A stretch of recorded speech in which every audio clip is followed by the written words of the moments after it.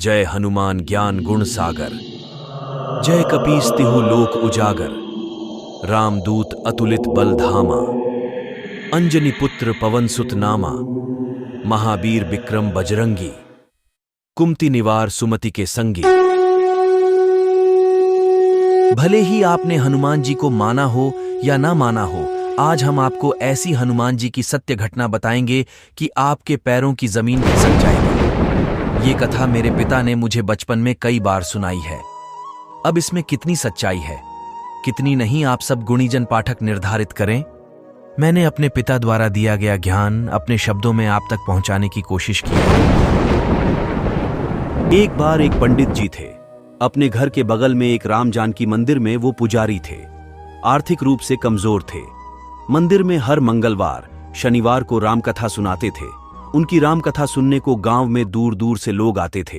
बद्धा अच्छा भजन भी गाते थे। सब भक्तों के लिए आसान बिछाया जाता था। वहीं पंडित जी अपने बगल में रामकथा कहते समय एक झूला रखते थे। पंडित जी को विश्वास था कि रामकथा कहते समय हनुमान जी भी आते हैं और उसी झूले पे विराजमान होकर रामकथा सुनते हैं। लोग उनकी भावनाओं का सम्मान करते हुए पूरी रामकथा के दौरान उस झूले के सामने हाथ जोड़े बैठे रहते। पंडित जी पूरे मग्न होकर रामकथा सुनाते और भजन गाते। उनका एक वकील दोस्त भी था। वकील साहब काफी पढ़े लिखे विद्वान आदमी थे। शाम को वो भी रामकथा सुनने आया करते थे। पंडित जी से उनकी अच्छी दोस्ती हो गई थी। पंडित जी से घंटों बैठकर धर्मशास्त्र पे चर्चा करते। एक दिन वकील साहब से नहीं रहा गया। उन्होंने पंडित जी से पूछा, अरे पंडित जी, ये रामकथा सुनाते समय ये जो खाली झूला आप सबके सामने रखते हैं, वो बद्धा अखरता है। खाली झूला रखने का क्या मतलब? अच्छा नहीं लगता। सब उस खाली झूले के सामने हाथ जोड़े बैठे रहते हैं। ये भी भला कोई बात हुई? पंडित जी ने कहा, अरे वकील साहब, ये कोई मामूली झूला नहीं है। स्वयं हनुमान जी इस पे आकर विराजमान होते हैं मेरी रामकथा सुनने को। अब वकील साहब ठहरे पढ़े लिखे आदमी, पढ़ा लिखा आदमी बिना सबूत के जब भारतीय सेना द्वारा किए गए सर्जिकल स्ट्राइक और एयर स्ट्राइक को नहीं मानता, तो भला झूले पे हनुमान जी विराजमान होते हैं ये बात कैसे मान लेता? वो भी एक अनपढ़ पंडित की बात। अब पंडित जी और वकील साहब में वाद विवाद बढ़ता गया। मामला गर्म हो गया। वकील साहब अड्डे रहे कि अब यदि झूला वहां से नहीं हटा तो हमारी दोस्ती खत्म। पंडित जी भी अड्डे रहे अपने विश्वास पे कि हनुमान जी बैठेंगे तो इसी झूले पे बैठेंगे। आपको मानना हो मानो, न मानना हो न मानो। अब वकील साहब ठहरे बुद्धिजीवी। उन्होंने कहा, अच्छा पंडित जी, चलिए शर्त लगाइए।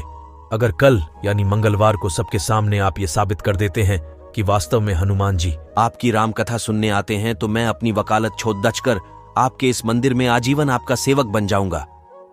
और अगर आप ये साबित न कर सके तो आपको मेरे ऑफिस का चपरासी बनना पड़ेगा ताउम्र। पंडित जी ने बिना कुछ सोचे समझे वकील साहब की शर्त मान ली। वकील साहब मन ही मन अपनी बुद्धिमानी पे मुस्कुराते वहां से चले गए। अब पंडित जी घर आए, लगे रोने। हे मेरे ईश्वर, ये मैंने क्या कर दिया? मैंने शर्त तो लगा ली, अब प्रभु साक्षात कैसे आएंगे? कैसे मैं वकील साहब और गांव वालों को साबित करूंगा?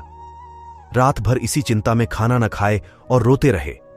हनुमान जी से प्रार्थना करते रहे कि हे संकट मोचन, मेरे ऊपर कृपा करो।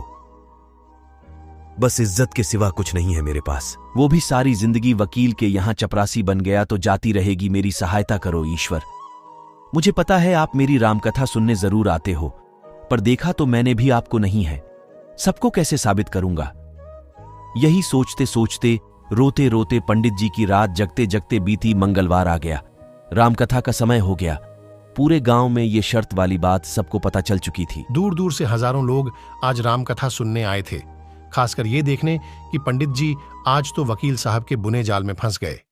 अब तो पंडित जी चपरासी बने, खैर वकील साहब भी आ गए। रामकथा शुरू हुई।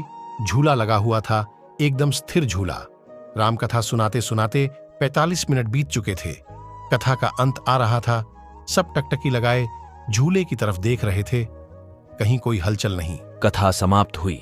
वकील साहब अपनी संभावित विजय पर मन ही मन मुस्कुराए जा रहे थे। पंडित जी हमेशा की तरह रामकथा समाप्ति के बाद राम भजन गाने लगे। आज उनके स्वर में एक अजीब सी कशिश थी। गाए जा रहे थे, आंखों से आंसू झरझर बह रहे थे। हजारों की भीड़ खामोश टकटकी लगाए झूले की ओर देखती।